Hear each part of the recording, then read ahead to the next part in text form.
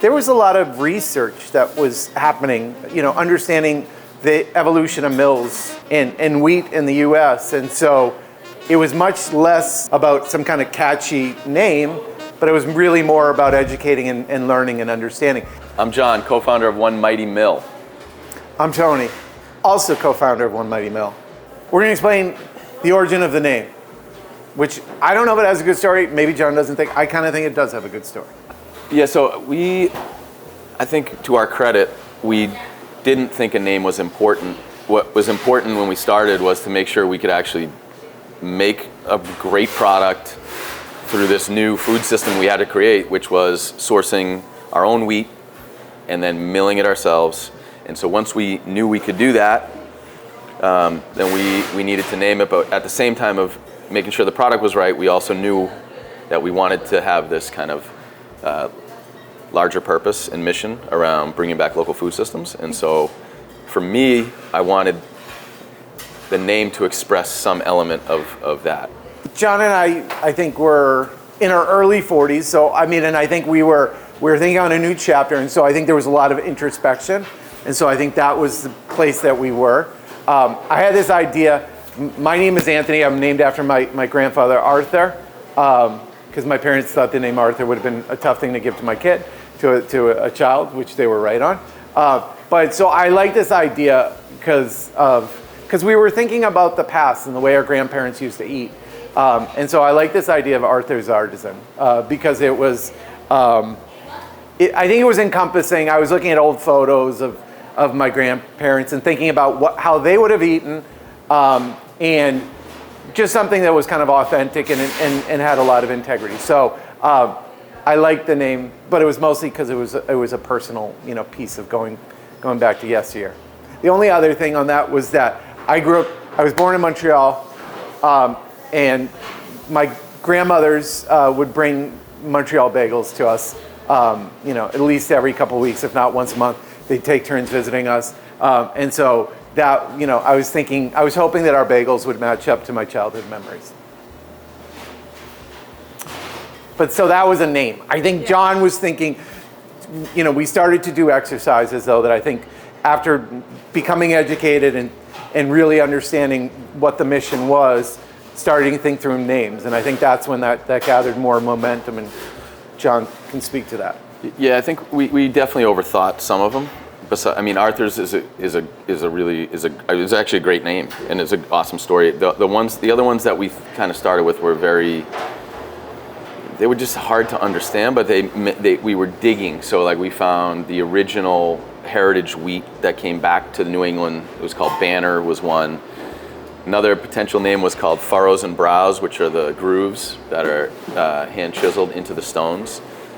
Another one was like 1634 Kraft Foods, because 1634 was the date of the first water-powered mill that was in Boston, in Dorchester. But I think none of them ever would have really mattered to our customers. But they're really cool. Like they go to some really interesting research, and it also goes to like, you're starting a new business, you have to be able to explain it. And so some of this language, like I think it's really cool because people, like now, even though it's only 6-7 years later, people have a lot better sense about what we're working on. But back then, like you got a lot of blank stares. So to be able to talk about years and history and how things came to be, it's a lot. Yeah, and I think the best thing we did after coming up with our own list is that we went to one of our co-founders, our partner, who was specifically, he came on board mostly because he is an expert at brand identity and message, and so he really helped us, and he put us through an whole exercise with a bunch of different names. And on that list was One Mighty Mill, but also on that list was Mighty Little. And I still remember that my favorite was, what was your favorite? My favorite was Mighty Little, and we even bought the domain name. Actually, we bought the domain name for a lot of these things. We got a lot. Covered a lot of bases. We were able to get Mighty Little, and I think that was where. But to be clear, those words, like, I know for me it was kind of simple, but the name one was really big. You're a Marley fan, a Bob Marley fan. And I am too, and this idea of like one love and one mill, and just like, I know that was really big. After Chris helped us with the final list, my favorite was Mighty Little. I know that yours was always One Mighty Mill. Yeah. But to me, Mighty Little stood for like this underdog that was gonna fight a unfair system and win. I kept on thinking Chicken Little whenever you say the little part. Yeah, it's not a great name if you think about it. But I remember that we decided we couldn't use it anyways because there was a popcorn company called Tiny But Mighty. Well, but the one other thing that we like, the word one was really powerful.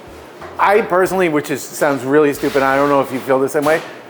Like when we were growing up, this is a while, Mighty Mouse, like a stupid cartoon, but like Mighty Mouse would stuff would happen, then Mighty Mouse would get really upset, and he would like, here I come to save the day. But the word mighty, I think it encompasses this idea of like a little train that could. And so the idea of like one mighty, it sounds in and of itself like an underdog.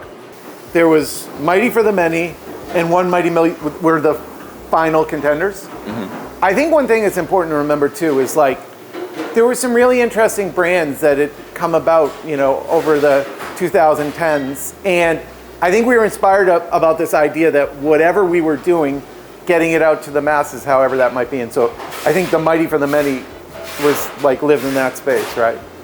Yeah, Mighty for the Many was definitely over-communicating mission, and I think what we felt then was that it was trying too hard. Like we want to make a change, but we also don't want to. We don't want to be preachy or try to say we're solving all the world's problems because we're not.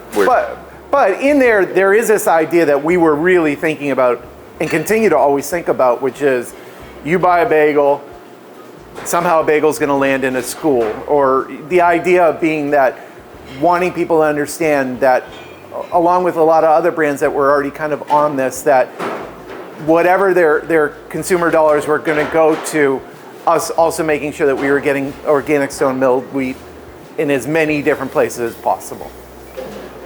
Yeah, at the beginning and still, I think we were very focused on trying to figure out a way to make sure that we weren't just this premium product that was too expensive in grocery to never be able to make a real difference. It would just live at the elite grocery stores. So we were very focused on that from day one. Yeah, and that it is a mission. It's not a brand.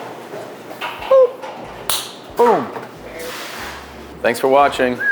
Hit the like and subscribe. You guys have questions? Put them in the comments. Do you want we more will respond. 30-minute YouTube videos? Is anybody out there need to fill time in their day? We got you.